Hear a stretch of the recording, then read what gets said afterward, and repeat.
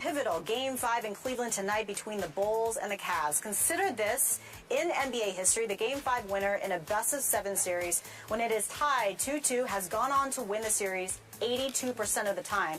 The Cavs, well, they're a little dinged up right now. LeBron James received treatment for his ankle injury. Kyrie Irving underwent an MRI on Monday, which revealed tendonitis in his left knee, but he is expected to play tonight. And as for the Bulls, you've got Pau Gasol, who is expected to miss tonight's game. So with all that's going on with the Cavs, the question we ask, how much pressure is on LeBron tonight? Stephen A.?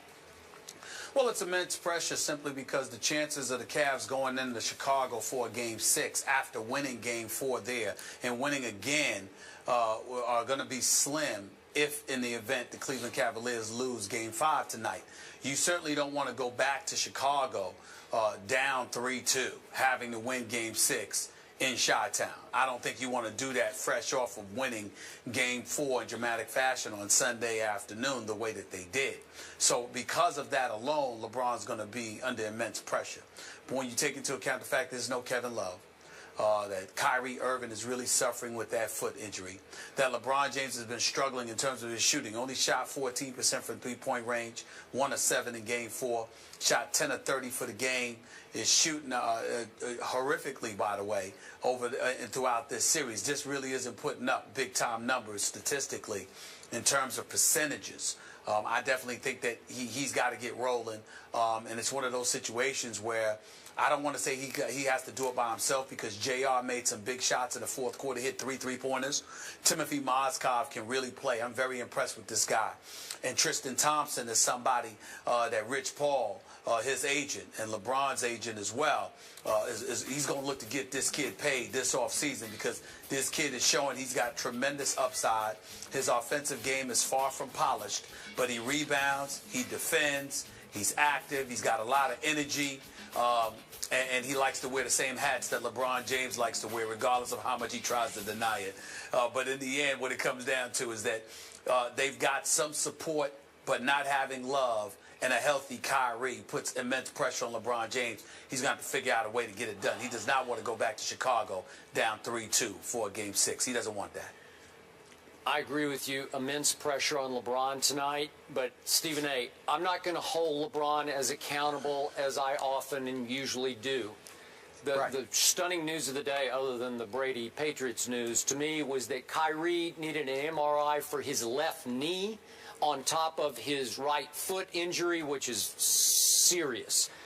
Well, again, maybe he's favoring the left knee a little bit, and all of a sudden it got a little wobbly. So he's really going to be a potential liability. I don't even know if he's going to be able to play at all, and especially on defense, it's hard to hide him anymore. So, to me, now that the Bulls almost certainly will again be without Gasol, and you remember that Taj Gibson had a knee issue of his own the other day at the end of the game.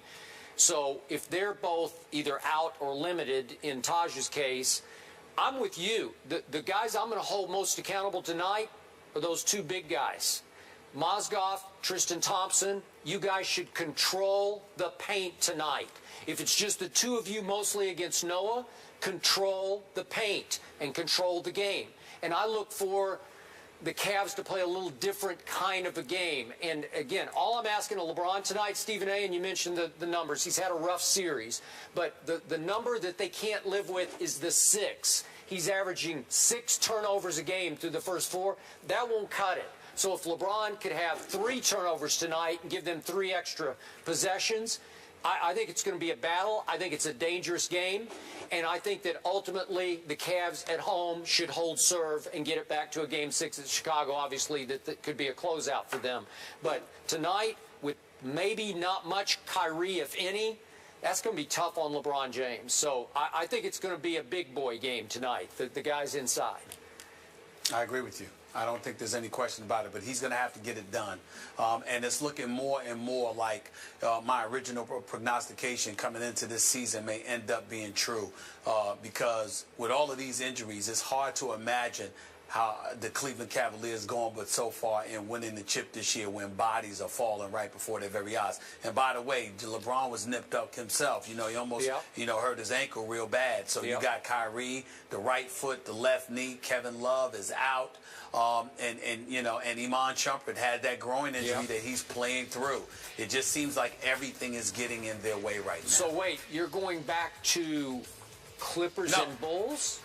No, I'm not going back. I'm not going back to that yet. I'm just simply saying that I didn't pick the Cavaliers to win the chip this year. Remember, it was before they acquired Timothy Mozgov, Iman Shumpert, and J.R. Smith. As constructed at the beginning of the season, I didn't think that with that squad they were going anywhere. Obviously, with the personnel that they have, if everybody were healthy, they could win it all. But with these injuries, I don't know what to make of them because I don't know who can go and for how long. Yeah, Stephen A., with Kevin Love out, let's say Kyrie Irving is maybe 30 to 40% capable. How far can this Cavs team go if LeBron James is trying to single-handedly carry this team?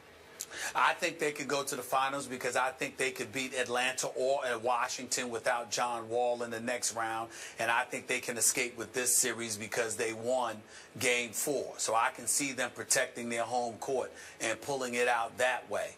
But I don't see them winning the championship, not with all of these injuries. I can't see that happening. Yeah, that's going to be really tough. So that series is tied 2-2, Game 5 tonight at Cleveland. Well, he's won 4 Super Bowls and is a 3-time Super Bowl MVP. But what is Tom Brady's legacy now? That is next, right here on First Take. First Take is presented by Chase Inc. Is Tom Brady a cheater? I don't believe so. I mean, I feel like I've always played within the rules. I would never do anything to break the rules. I didn't, have any, I didn't alter the ball in any way. I don't believe there's an equipment manager in the NFL that would, on his own initiative, deflate a ball without the starting quarterback's approval. I just didn't believe what Tom Brady had to say. There's no way that Tom Brady did not know. There is no way he does not deserve to be suspended. He definitely deserves about 4 games. Tom Brady is going to be punished more harshly because of Bill Belichick's cheating in the past. Breaking news, Brady has been suspended for the first 4 games of the season. The Patriots have lost a first-round pick in 2016 and a 4th-round pick in 2017. The team was also fined $1 million.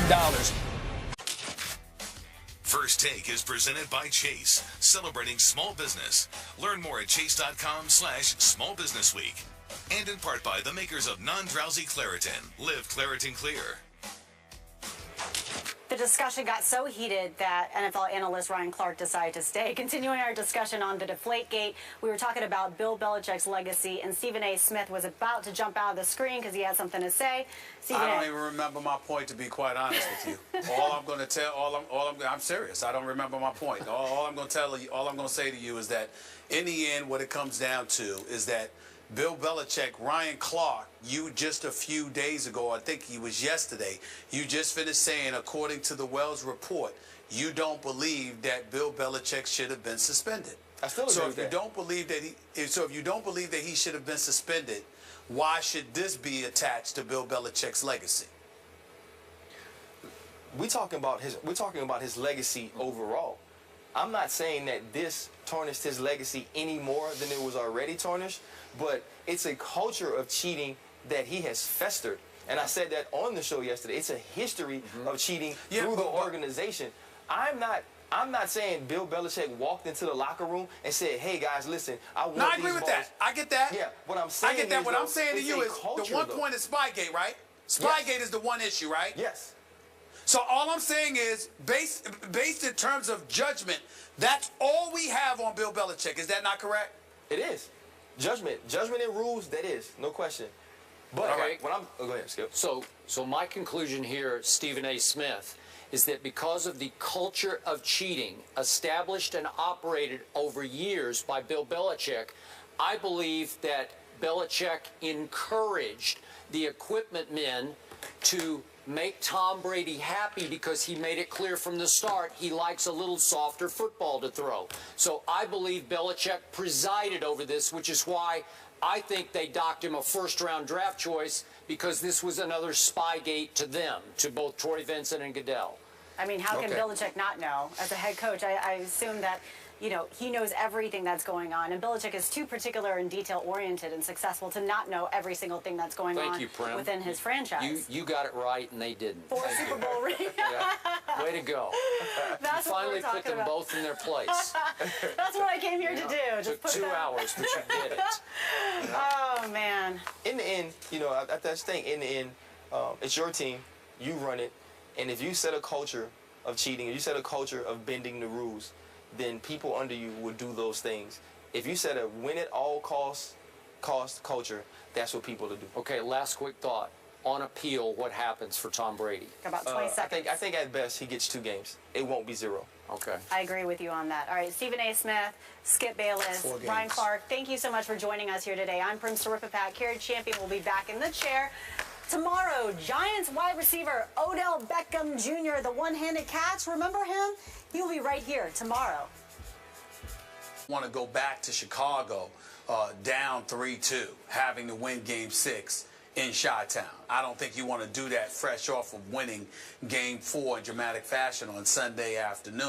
The Cavs, well, they're a little dinged up right now. LeBron James received treatment for his ankle injury. Kyrie Irving underwent an MRI on Monday, which revealed tendonitis in his left knee, but he is expected to play tonight. And as for the pivotal Game 5 in Cleveland tonight between the Bulls and the Cavs, consider this in NBA history, the Game 5 winner in a best-of-7 series, when it is tied 2-2, has gone on to win the series 82% of the time. Bulls, you've got Pau Gasol, who is expected to miss tonight's game. So with all that's going on with the Cavs, the question we ask, how much pressure is on LeBron tonight? Stephen A.? Well, it's immense pressure simply because the chances of the Cavs going into Chicago for Game 6 after winning Game 4 there and winning again are going to be slim if in the event the Cleveland Cavaliers lose Game 5 tonight. You certainly don't